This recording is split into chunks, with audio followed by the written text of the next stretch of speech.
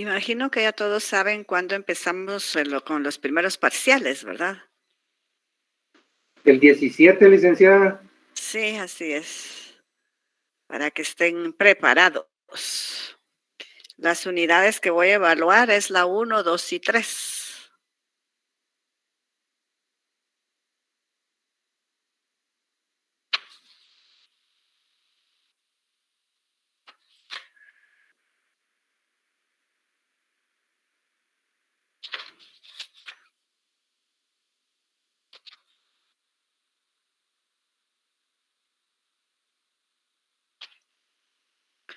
Bueno, y sí es la primera unidad que tiene esos 3 capítulos. Licenciada, y una consulta, ¿en qué plataforma estaría evaluando usted? Fíjese que estamos pendiente de que nos digan si podemos utilizar Moodle. Ah, bueno. Muy Ahora sí. bien. Si no podemos utilizar esa plataforma, entonces sería en Classroom, pero creo que sí va a ser en Moodle porque ya se hicieron las solicitudes correspondientes. Solo Bueno, estamos licenciada. esperando que nos den el ok. Bueno, licenciada, gracias. Por nada. Licenciada, buenas tardes. Buenas tardes, Luis. Entonces entraría en lo que usted dice es parcial, el método científico, Ajá, la metodología, ajá. clasificación de los métodos y Así. metodología jurídica. La metodología jurídica no creo que lleguemos a ella, porque la metodología jurídica ya es la 4ª unidad o Entonces el solo 4º capítulo. clasificación de los métodos. Sí, son los primeros 3 capítulos, nada más el Bueno, 4º sí. capítulo no creo que lleguemos, porque el tema que vamos a iniciar hoy, que es la clasificación de los métodos, es un poquito largo. Entonces, pienso que vamos a tener justo los 3 periodos para poderlo ver. Y si no logramos terminar el tercer capítulo, pues hasta donde lleguemos el próximo jueves, que el lunes no hay clases. Entonces, con ustedes no tengo clases tampoco el martes, porque ese día es el examen.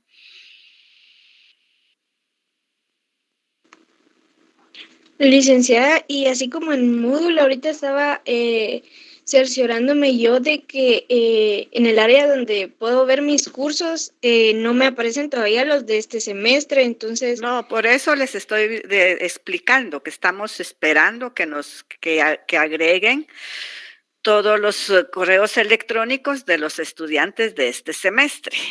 Entonces, por eso les digo que nos van a avisar cuando ya esté todo listo para ver si lo podemos todavía usar.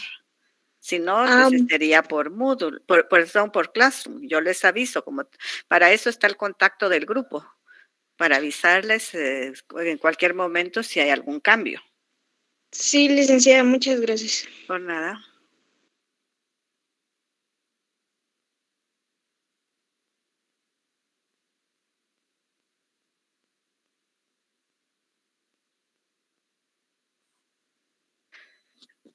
Luis está teniendo problema con el audio.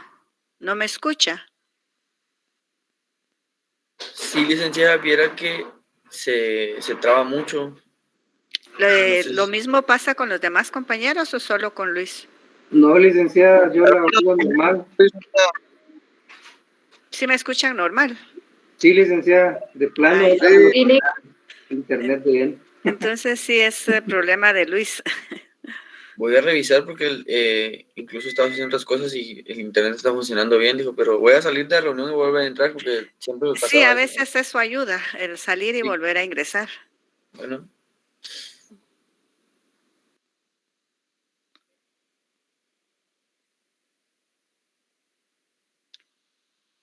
Si alguien tiene problema con el audio, o si no me escuchan bien, por favor, me pueden indicar para ver si es por volumen o es mucho volumen también, porque a veces el exceso de volumen afecta. Entonces, por favor, me dicen.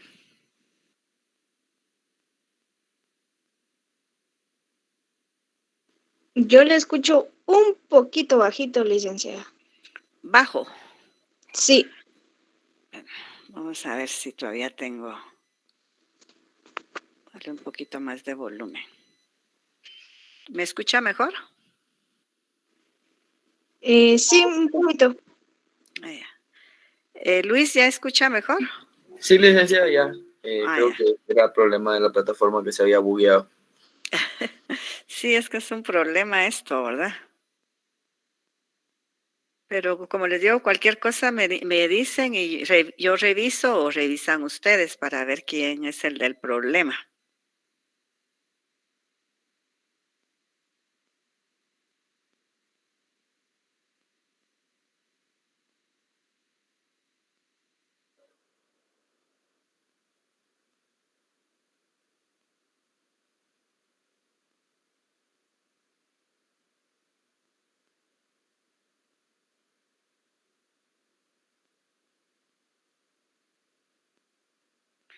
Vamos a esperar un par de minutos más para iniciar con el contenido de la clase de hoy.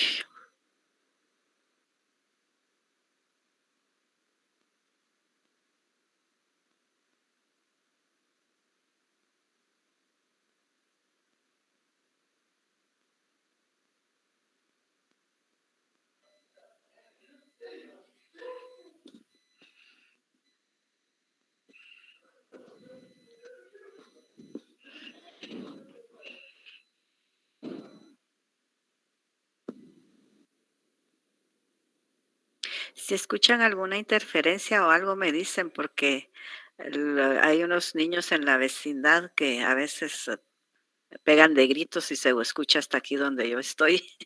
Entonces me dicen, por favor, así para pedirles que no hagan tanta bulla.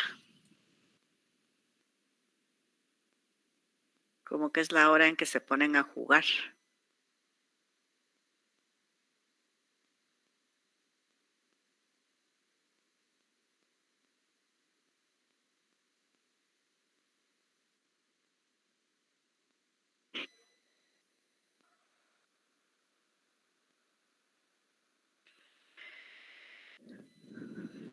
Bueno, vamos entonces a empezar con la clase. Así. Bien, como siempre yo les hago un cuadro sinóptico del contenido de la unidad.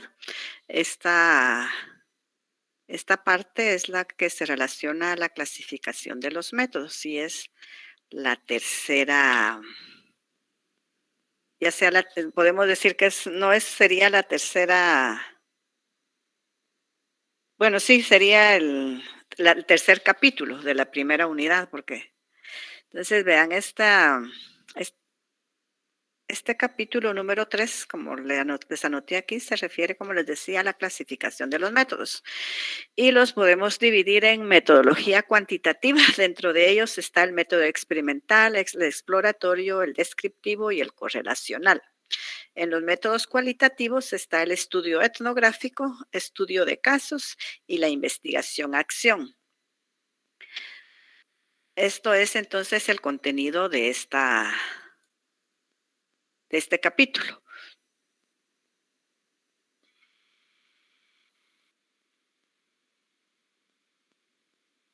Siempre que voy a empezar la clase hay un montón que quieren accesos.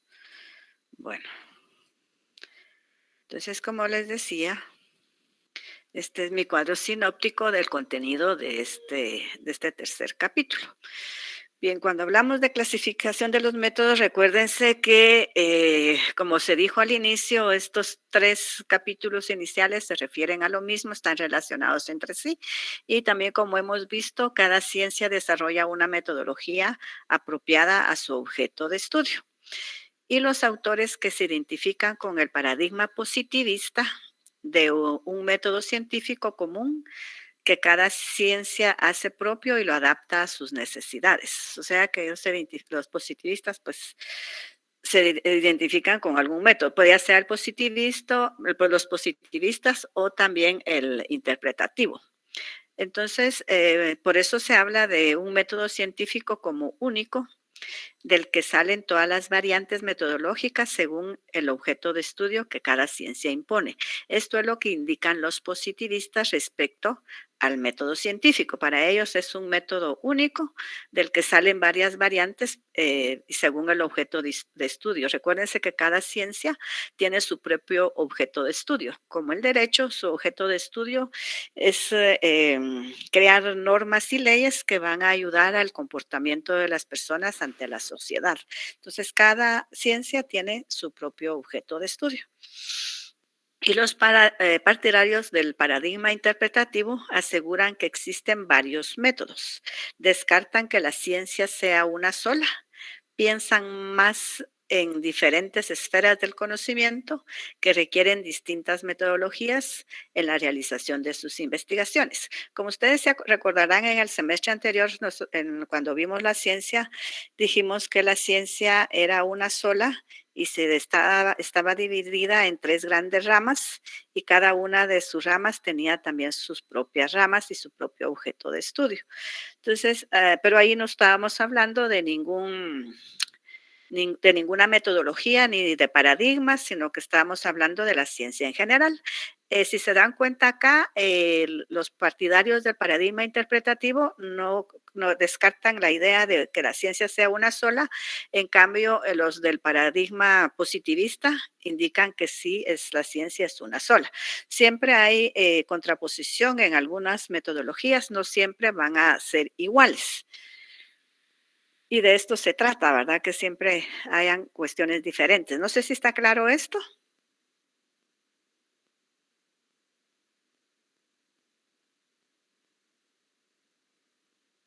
Sí, me están escuchando. Perdone, licenciada, no sé si me escucha claro. Sí, sí, le escucho. Ok, es que tengo problemas con la conexión.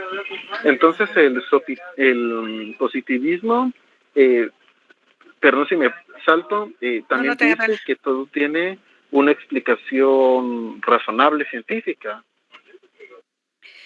Pues recuérdense que los positivistas utilizan el método cuantitativo, y entonces ellos siempre van a tomar en cuenta todo lo relacionado a números. Y, comprendo.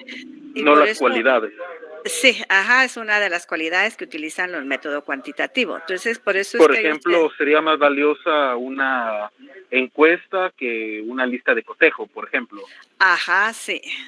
Sí, porque para ellos eso es lo importante. Recuérdese que en el paradigma interpretativo es el estudio del ser humano en sí, sus actitudes, su forma de actuar, etcétera, etcétera, ¿verdad? Entonces, y aquí son diferentes estos dos paradigmas. Entonces, uno, recuérdese que es el cuantitativo y el otro es cualitativo. Entonces, el cuantitativo sí cree, o se habla de un método científico común para que cada ciencia hace propio, y los del paradigma interpretativo dicen de que existen varios métodos y también descartan que la ciencia sea una sola. O sea que para ellos también hay varias ciencias. Pero lo lógico es que sí, la ciencia en general es una sola, y para su estudio se dividió en esas 3 grandes ramas, que las ciencias naturales, las ciencias sociales y las ciencias del pensamiento. Y cada una de ellas, como les decía, tiene sus propias ramas. Según Flick, cada método se basa en una comprensión específica de su objeto de estudio. O sea que no se trata de elegir un método por gusto o motivación, sino debe asumirse de antemano una postura ante la ciencia y la realidad. O sea que cuando nosotros empecemos a hacer una investigación, siempre tenemos que tener presente qué postura es la que vamos a elegir, y dependiendo también el tema de investigación, podemos elegir un paradigma interpretativo o un paradigma positivista. Entonces podríamos decir que cualquier ciencia necesita guiar sus investigaciones de forma metódica, sistemática, exhaustiva y confiable, al margen de tomar partido a una postura en cualquiera de los paradigmas positivistas e interpretativos. Entonces, lo más importante es elegir y definir el método que se puede emplear para lograr los objetivos deseados. También implica establecer todos los pasos necesarios en el cuidado de cada proceso. Esto va a contribuir a dar respuesta a la interrogante planteada. Recuérdense que la interrogante planteada va a ser la hipótesis. Lo que debe guiarse también siempre a cualquier decisión metodológica es el logro de los objetivos y, por supuesto, también el logro de la hipótesis. Porque recuérdense que por lo regular nosotros cuando hacemos una investigación, dentro de los objetivos siempre anotamos que uno de ellos es poder demostrar la hipótesis como verdadera. Entonces, para seleccionar el método es complicado. Se necesita dedicar el tiempo suficiente para no equivocarse. Para Hernández, si el diseño está concebido cuidadosamente, el producto final de un estudio tendrá mayores posibilidades de éxito para generar conocimiento. En este caso, se debe analizar qué paradigma responde mejor para el logro de los objetivos trazados. O sea que tenemos que tener nosotros la certeza de qué paradigma es el que nos va a servir según lo que nosotros hemos ya iniciado con nuestra investigación. Porque recuérdense que para realizar una investigación tenemos primero tener el tema y conocer bastante sobre ese tema y ver de qué forma lo vamos a enfocar. No sé si estará claro esto.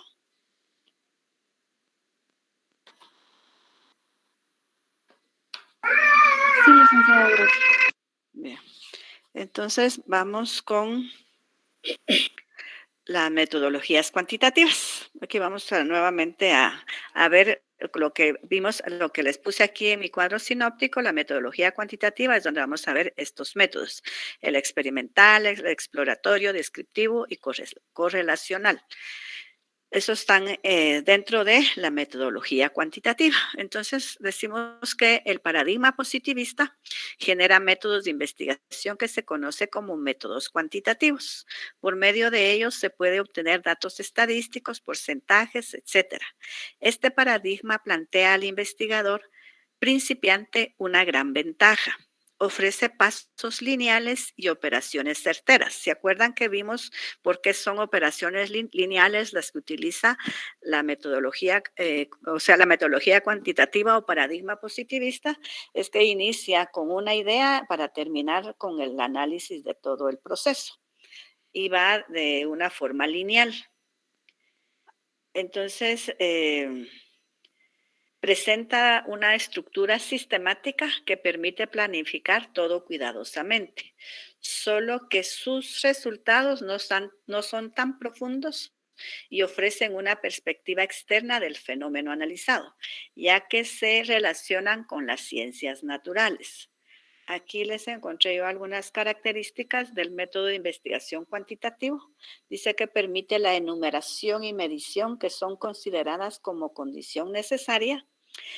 La medición debe ser sometida a los criterios de confiabilidad y de validez. Permite el uso de las matemáticas y todas aquellas entidades que operen en torno a ella. Busca reproducir numéricamente las relaciones que se dan entre los objetos y los fenómenos. De esto pues ya habíamos hablado bastante sobre la metodología cuantitativa, que es el paradigma positivista. Luego tenemos este esquema donde podemos ver qué métodos están entre los cuantitativos. Tenemos el experimental, el no experimental. Dentro del no experimental está el transversal, el longitudinal, y luego dentro de ellos también está el método exploratorio, el descriptivo, el correlacional y el explicativo. Este esquema, si nosotros deseamos analizarlo, lo podemos traducir de esta forma. Los métodos cuantitativos pueden ser experimentales y no experimentales.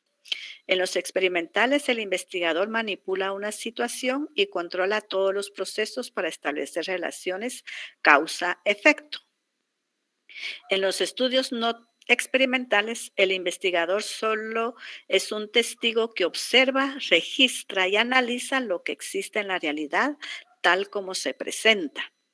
Dentro del diseño no experimental se pueden establecer dos categorías, que es las transversales y las longitudinales. Se llama transversal aquellos en donde interesa conocer una realidad en un momento determinado de tiempo. Ejemplo, transversal es un estudio que busca saber el nivel de desnutrición de la población de Camotán. Si se dan cuenta, es transversal porque está indicando qué es lo que quieres saber de un lugar en específico. Y en cambio, en el estudio longitudinal se investiga un fenómeno dentro de su evolución o en diferentes momentos. Ejemplo, si se plantea cómo ha evolucionado la situación de la desnutrición desde la década de los 80 hasta el momento. Entonces, si se da cuenta, aquí en el estudio longitudinal se ponen tiempos, o sea, cómo ha evolucionado un cierto fenómeno durante un tiempo determinado. Y en el transversal no se ponen tiempos, solamente se busca encontrar el nivel de que uno desea encontrar en su proceso de la investigación. O sea, que aquí solo sería encontrar el nivel de desnutrición de una población. No sé si están claros estos dos métodos transversales y longitudinales. Sí está claro, licenciada, solo con una molestia, disculpe. Fíjese que hay algunos compañeros que quieren entrar a la clase. Disculpe la molestia. Vaya, ahorita voy a ver, porque no he escuchado. Díganles que traten ahorita de pedir acceso para que entren todos. Lo que pasa es de que cuando ya estoy compartiendo ya no veo que me estén pidiendo accesos.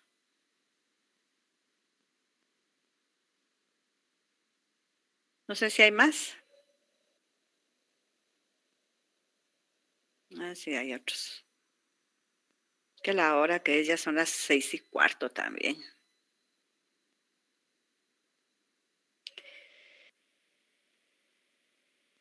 Bueno, voy a dar un minuto más porque van a ser los últimos que voy a darles accesos por la hora.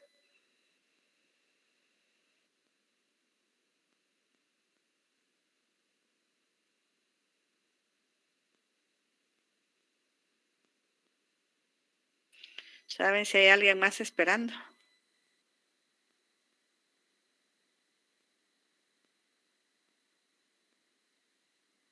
Bueno, tuvo suerte todavía Andy que le dé acceso, le va a ser el último. Bueno, vamos a continuar entonces. ¿Está claro lo de los estudios transversal y longitudinal entonces? Sí, licenciada.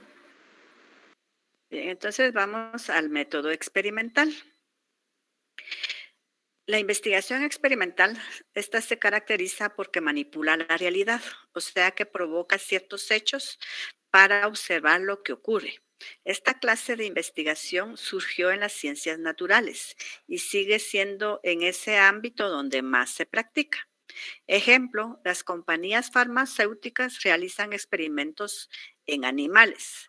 Los someten a que ingieran cierto producto para analizar sus efectos. Si estos son los deseados, pasan a realizar el experimento con humanos y así van creando nuevos medicamentos. Si ustedes saben, pues ustedes me imagino que ustedes sí se han dado cuenta y saben que siempre sucede así con todos los medicamentos.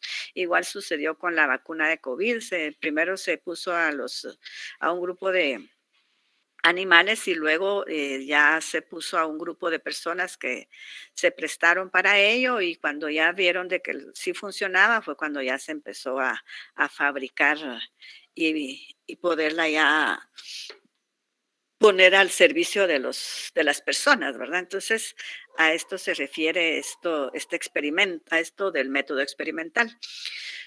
Podríamos decir que al surgir las ciencias sociales se empezó a realizar en ellas investigaciones experimentales. Por ejemplo, los publicistas realizan experimentos para promover algunos productos. Someten a un grupo a la reiteración de un mismo mensaje relacionado con la mercancía.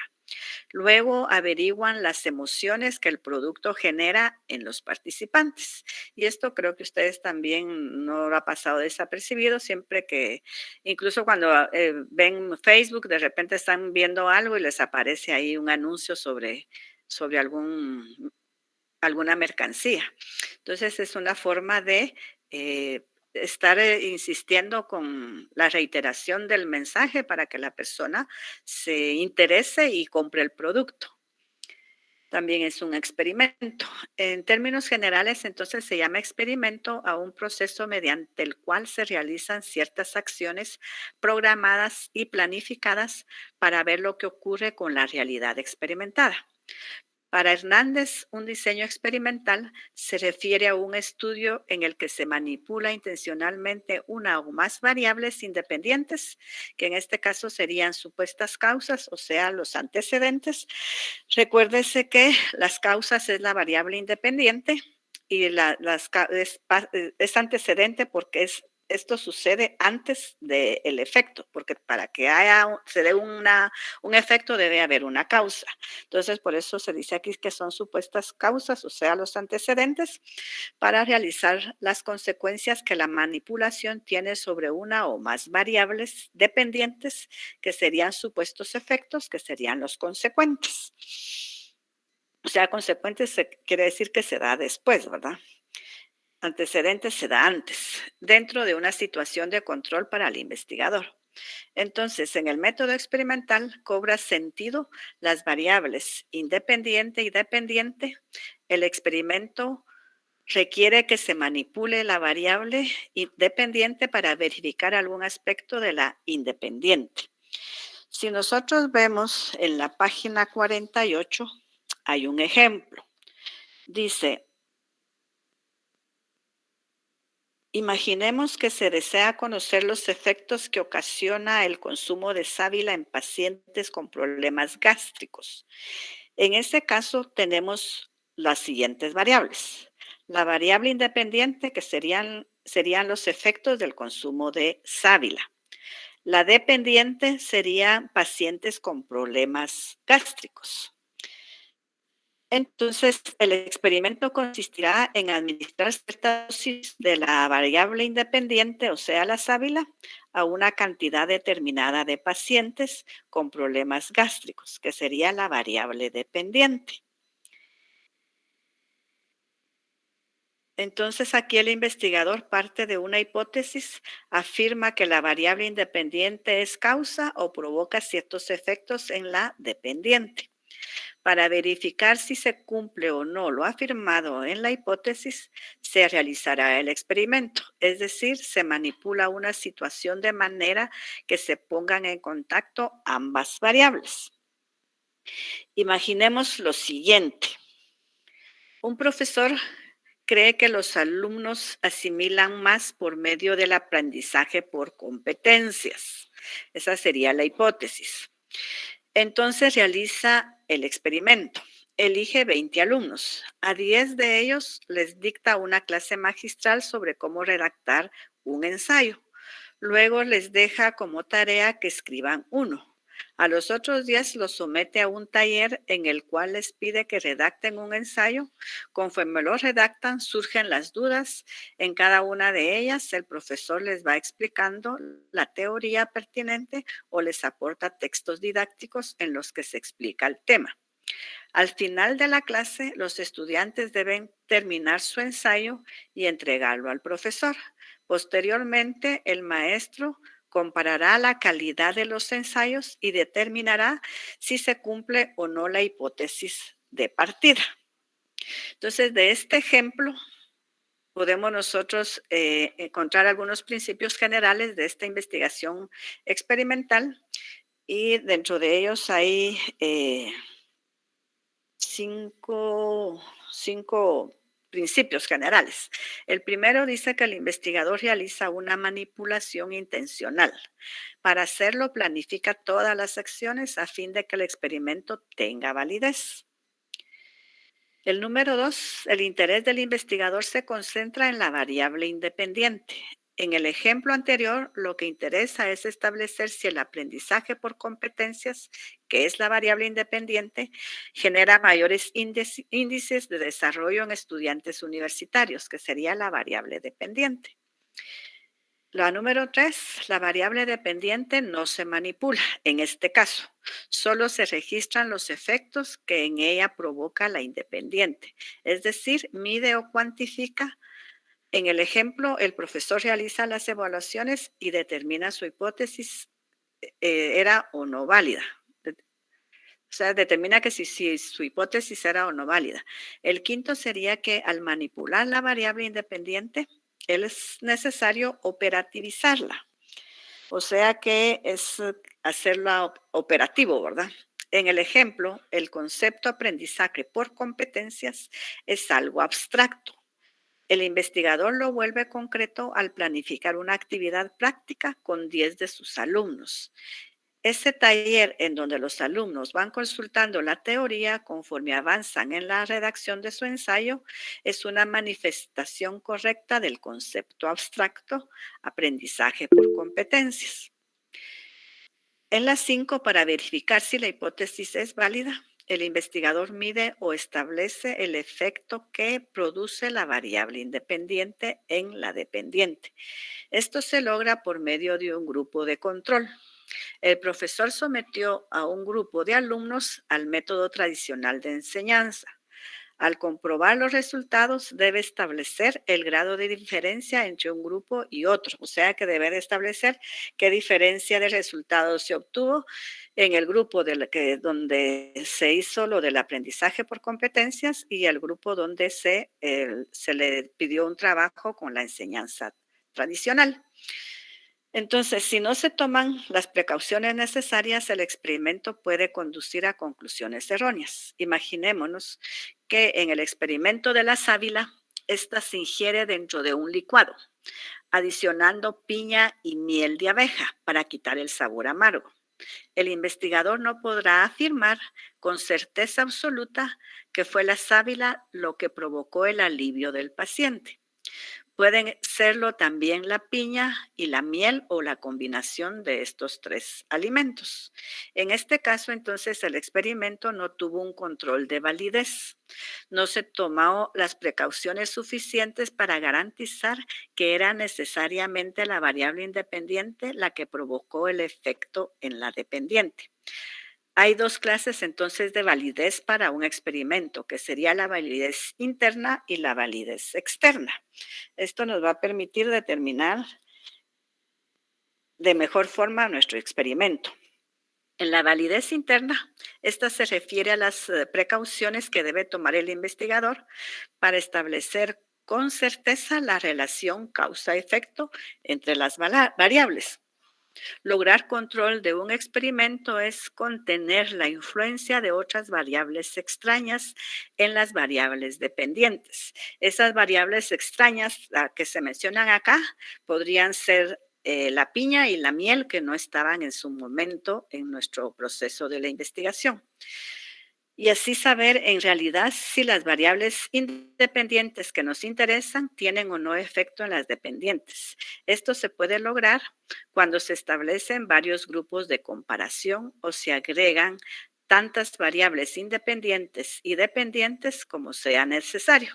Esto lo dice Hernández, Fernández y Batista. En la página 50 del libro está un ejemplo de esta validez interna. Dice, en el experimento de la sábila se podrá establecer varios grupos de control. A uno se le administra el licuado completo, o sea, se le administra el licuado con la sábila, la miel y la piña. A otro grupo solo el licuado de sábila. Uno más con solo el licuado de piña y miel. Así se podrá organizar el experimento en varias fases o varios grupos de control hasta establecer plenamente si existe una relación causal entre el consumo de sábila y la reducción de las molestias que ocasiona la gastritis. ¿Está claro esto de la validez interna?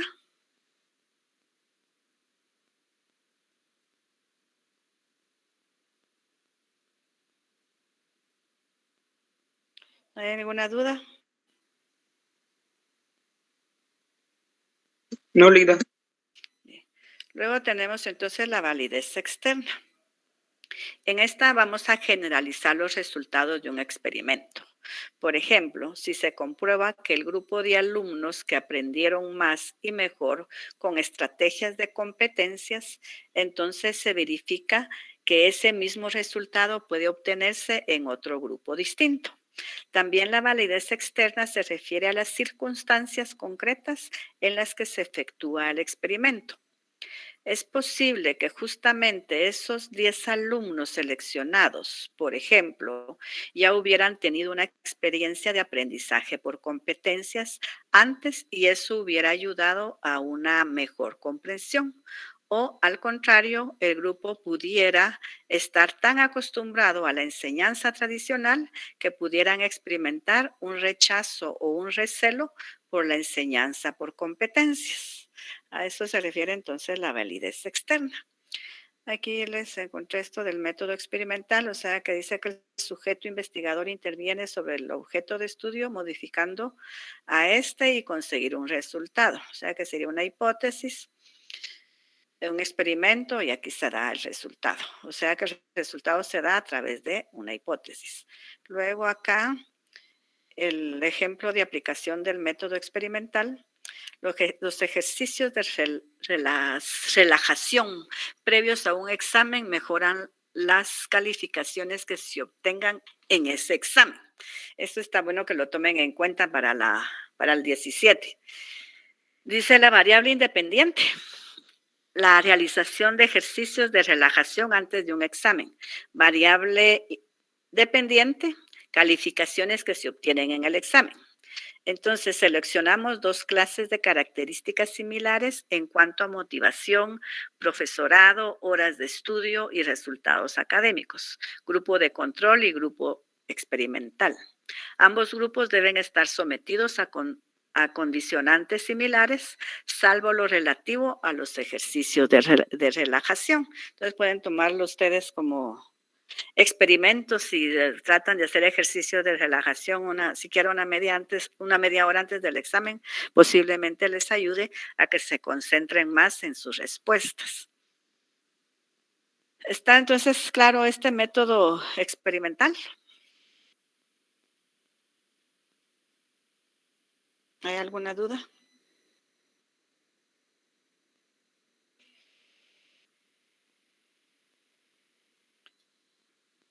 Bueno.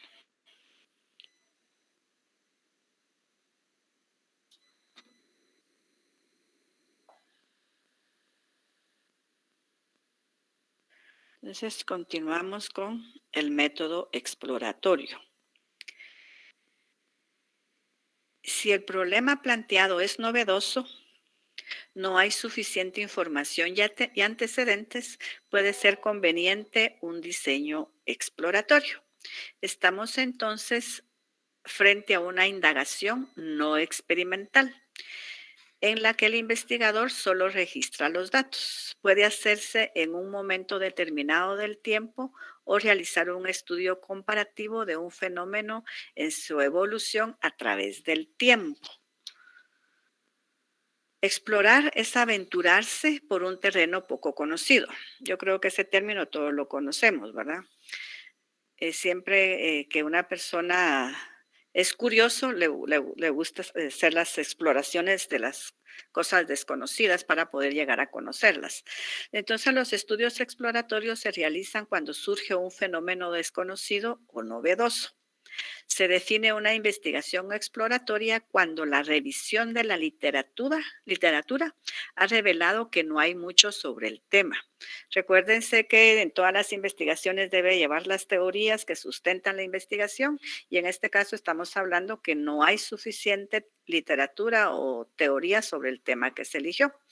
O en los estudios anteriores que han enfocado un solo aspecto también y olvidaron o descuidaron otros. Aquí el investigador se arriesga en ingresar a un terreno poco explorado. Muchas veces debe ser creativo y plantear nuevas estrategias metodológicas. El investigador se ve en la necesidad de realizar su trabajo desde una perspectiva innovadora. Ejemplo, el acelerado desarrollo de las nuevas tecnologías de la información y comunicación está creando escenarios inéditos. Esto para todos es muy bien conocido. Entonces los investigadores no logran cubrir todas las nuevas líneas de investigación que surgen. El científico tiene que ingeniar para poder asignar nuevos conceptos a la práctica. Ejemplo, con el desarrollo de los procesos de socialización a través de las redes sociales, fue necesario trasladar los estudios desde el terreno mismo de las interacciones físicas hacia la nube de la realidad virtual. Los estudios etnográficos, que ya vimos algo sobre ellos, pero que también vamos a ver más adelante, hay un tema específico sobre esto. Entonces, estos estudios etnográficos se solían realizar en las comunidades mismas. El investigador viajaba al lugar, alquilaba una casa y se dedicaba a observar la conducta de los nativos. Hoy ocurre lo mismo, pero en términos metafóricos. O sea que aquí ahora el investigador se dedica a registrar y observar las interacciones de los usuarios en redes sociales. Así hubo que modificar el nombre y surgió la llamada etnografía virtual, porque recuérdense que ahora es muy fácil hacer este tipo de investigaciones porque la mayoría de personas cuentan con un aparato telefónico y la mayoría de aparatos telefónicos tienen redes. Entonces, estas investigaciones normalmente sirven para preparar el terreno. Llegan a conclusiones provisionales y dejan abierta la posibilidad de nuevos proyectos. A veces se confunde el término exploratoria con un proceso superficial y provisional. En realidad, este término se refiere más al terreno que se investiga que a la metodología misma, la cual debe ser igualmente rigurosa. También suele confundirse con la delimitación del tema. Por ejemplo, imaginémonos que ya se investigó el efecto de Facebook en los estudiantes de la Facultad de Economía. No puede considerarse como exploratoria una investigación similar que se realice en humanidades, porque ya se realizó en economía. Entonces, recuérdense que como es una investigación que se da por primera vez en un lugar, entonces no puede investigarse el mismo tema. Por ejemplo, en la ciudad universitaria, que todo está relacionado a las áreas académicas, ¿verdad? Entonces, no sé si está claro este ejemplo.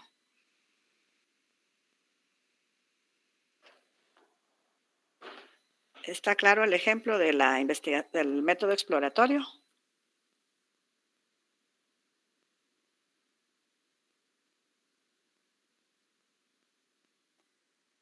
¿O ya no están ahí? Sí, licenciada, perdone. Sí, licenciada, sí está claro. No sé si ¿Qué será más, mi María? problema del internet o todos lo tienen, pero se lo escucha por momentos muy bajo y entrecortado. ¿Todos están teniendo ese problema? No, licenciada. Yo sí, Lic. Yo no, Lic. Licenciada, de que yo la oigo entrecortado. Esa es la verdad, pero pregunté y la mayoría- Son varias zonas. Es por las zonas, tal vez, ¿verdad? Yo escucho Puede ser bien. el internet de cada uno. Sí, me imagino que sí, porque en ese caso, en ese sentido, yo he tratado de tener lo más que pueda de megas de internet para evitar estos problemas, porque creo que tengo, no sé si 15, para evitar que no me escuchen bien en algún momento determinado. Entonces, pienso que ha de haber sido la lluvia de la tarde. No sé si llovió por el sector donde ustedes están, pero aquí por donde yo estoy sí llovió bastante. No sé si eso haya afectado el que no esté bien, no se escuche bien. No, licenciada, fíjese que aquí no ha llovido para nada y sí la oigo muy entrecortada. No se escucha, Ligda. ¿No se escucha? No, Ligda. ¿Qué puedo hacer? Yo sí la escucho bien, licenciada. Ligda, yo igual la escucho bien. Voy a Sí, sí se le Bueno, escucha. como los que están Sí se le escuchando escucha. bien de casualidad. Creo que no es cuestión de volumen, sino que es cuestión de conectividad, ¿verdad? Porque si se escucha entrecortado es porque la conexión no está bien, me imagino. Porque de volumen sí está bien. Sí, se escucha bien, Lic. A veces le escucho un poco bajo, licenciada. Ya. Bueno, entonces voy a tratar de hablar un poquito más fuerte. Espero que no les lastime los oídos a los que me escuchan bien. Bien, entonces estábamos viendo lo del método exploratorio. Y es exploratorio porque nunca se ha hecho alguna investigación respecto a un tema en particular. Cuando ya se realizó una investigación sobre ese tema específico, en este caso que es Facebook, entonces definitivamente no se puede llamar exploratorio hacer una investigación igual en otra unidad académica, si estamos hablando de la Universidad de San Carlos. Entonces, en la página 52 está un ejemplo que dice que un diseño exploratorio podría ser una investigación que se plantee conocer los hábitos de consumo cibernético de los profesores universitarios que han migrado de almacenar su información en discos duros físicos hacia servicios en la nube, como Mega, Dropbox, etcétera. Es una realidad tan reciente que difícilmente puedan existir estudios previos sobre el tema. Sin embargo, dado el acelerado del desarrollo tecnológico, es posible que cuando este libro o cuando utilicemos este libro también ya, pues, que ya haya sido abordado por varias investigaciones este tema y por lo tanto va a perder el carácter de exploratorio. Entonces, a esto se refiere lo exploratorio, que es explorar en lugares o temas desconocidos que no han sido todavía investigados y tratar de encontrar una respuesta a eso que inquiete, ¿verdad? Aquí les agregué esto, dice, ¿por qué un estudio exploratorio? ¿De qué depende que nuestro estudio se inicie como exploratorio, descriptivo, correlacional o explicativo? Básicamente depende de dos factores. El estado del conocimiento en el tema de investigación mostrado por la revisión de la literatura. El enfoque que se le pretenda dar al estudio, pero antes de abondar en esta respuesta es necesario hablar de cada tipo de estudio, que es lo que estamos haciendo ahorita. Los estudios exploratorios se efectúan normalmente cuando el objetivo es examinar un tema o problema de investigación poco estudiado o que no ha sido abordado antes. Entonces, aquí para terminar de aclarar el término exploratorio. Luego tenemos el método descriptivo. Describir, según la RAE, o sea, la Real Academia Española, significa representar o detallar el aspecto de alguien o algo por medio del lenguaje. Al describir no se pretende explicar relaciones causa-efecto o dar una ilustración del por qué ocurre un fenómeno. Se trata solo de analizarlo y presentarlo tal como se presenta a los ojos del investigador. Imaginémonos que se desea establecer el grado de escolaridad en una población del altiplano. Si se realiza un estudio descriptivo, los instrumentos y los resultados se limitarán a registrar datos y establecer estadísticas. El informe podría detallar que el analfabetismo es mayor en las niñas que en los niños, pero no se atreverá a conjeturar las causas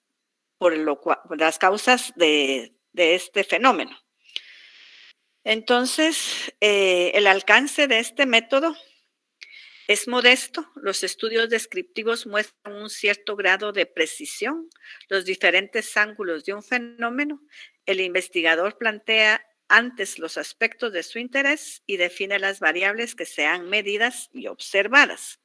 Entonces, en un estudio descriptivo sobre el alumnado de la Universidad de San Carlos, se podría indagar sobre miles de aspectos, como por ejemplo, edad, preferencias, gustos, formación académica, proyectos, historial laboral, cantidad de relaciones amorosas, que eso no se podría hacer ahorita porque no es tan presencial, entonces es bien difícil tener, creo yo, una relación amorosa por medio de Internet. La lista entonces sería infinita y por ello el investigador establece los aspectos, o sea, las variables que desea describir. Esto, por supuesto, en función de los objetivos planteados y para dar una respuesta a la pregunta formulada. Entonces, un estudio descriptivo podría consistir en analizar la frecuencia de publicaciones en Facebook de los alumnos con alto nivel de éxito académico de la Facultad de Agronomía. En ese caso, solo se describiría las frecuencias, hábitos mediáticos, etcétera, según qué variable interese. Las publicaciones podrían clasificarse en estados, comentarios, reacciones, imágenes, etcétera. Aquí hay algo también sobre el método descriptivo. El objetivo del método descriptivo es el objetivo de la investigación descriptiva consiste en llegar a conocer las situaciones, costumbres y actitudes predominantes a través de la descripción exacta de las actividades, objetos, procesos y personas. Su meta no se limita a la recolección de datos, sino a la predicción e identificación de las relaciones que existen entre dos o más variables. Ahora sí me escucharon bien. Silic. Entonces vamos a ver este último método. Con esto nosotros terminamos los métodos cuantitativos y es el método correlacional. También según la RAE, correlación significa correspondencia o relación recíproca entre dos o más cosas o series de cosas. Es lo que se persigue en un estudio correlacional. Conocer la relación entre dos o más variables o realidades. Por ejemplo, imaginémonos que se desea conocer si existe una relación entre el consumo de leche y la ausencia de osteoporosis.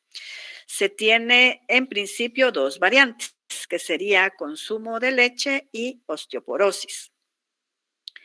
El trabajo del investigador consiste en medir cada una de las variantes establecidas. Por ejemplo, se deberá establecer qué tanto se consume la leche en cierto grupo. Después se deberá hacer un estudio descriptivo sobre la frecuencia de la osteoporosis en dicho grupo de población. La utilidad de estas investigaciones consiste en que, al lograr establecer fehacientemente una relación, se permite el avance científico en ese terreno. Por ejemplo, si se estableciera que existe correlación entre consumo de leche y baja frecuencia de osteoporosis, se facilitaría el estudio del Ministerio de Salud para prevenir ese problema. Sin embargo, en su utilidad radica su riesgo. Las correlaciones que pueda establecer una investigación siempre se limitarán a las variables que se tomen en cuenta. En el ejemplo anterior, es posible que además de leche la población consuma frutos secos. Si esta variable no se toma en cuenta, nunca se sabrá con certeza si es la leche o son los frutos secos los que previenen la osteoporosis. Según lo anterior, es fácil deducir que un estudio correlacional se parece a uno experimental, aunque sin intervenir o manipular los datos. En ambos casos se puede y debe establecer más de dos variables. El investigador debe ser muy cauto en cuanto a sus interpretaciones. Si no se establecen bien los criterios de validez, se corre el riesgo de sesgar el estudio y es posible que la causa aparente de un fenómeno no sea en realidad o no sea exclusivamente esa. Entonces, aquí al final podemos decir que estos tipos de investigación en la práctica pueden combinarse siempre en función de los objetivos propuestos. Y como ejemplo de ello, podemos retomar los temas que hemos venido utilizando. O sea que aquí, como se dan cuenta, hay como un resumen de cada uno de estos métodos. Está el exploratorio, el descriptivo, el correlacional y el explicativo.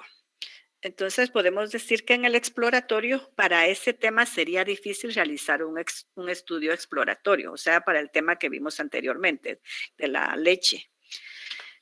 Es un tema sobre el cual se ha investigado con mucha profundidad y difícilmente ofrece un ángulo novedoso. El descriptivo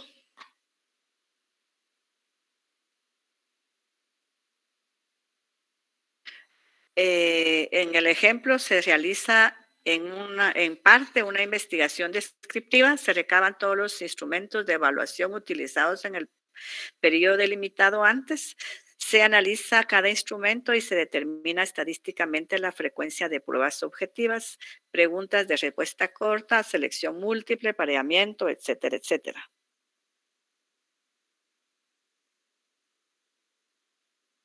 En el correlacional, de igual manera, también parte del estudio realizado es de naturaleza correlacional.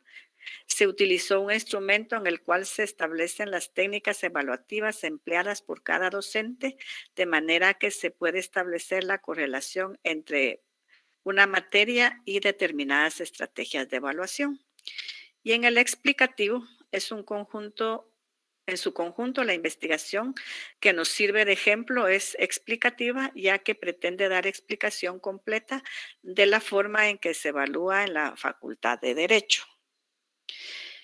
Aquí están las ventajas del método correlacional. Dice que permite analizar la relación entre muchas variables en un solo estudio, provee información concerniente al grado de relación entre las variables a ser estudiadas y supera el método causal comparativo.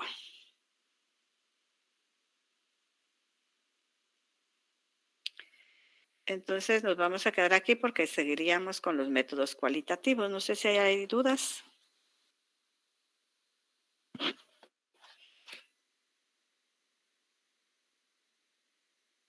No, licenciada, gracias. Entonces nos quedamos acá y nos continuamos con los métodos cualitativos para el siguiente periodo de clase. Así que les deseo entonces feliz noche. Gracias, licenciada. Buenas noches. Pues Igualmente, buenas noches. Muchas Feliz gracias. noche, licenciada. Gracias. Feliz Feliz noche, licenciada. Gracias. noche. Feliz noche, licenciada.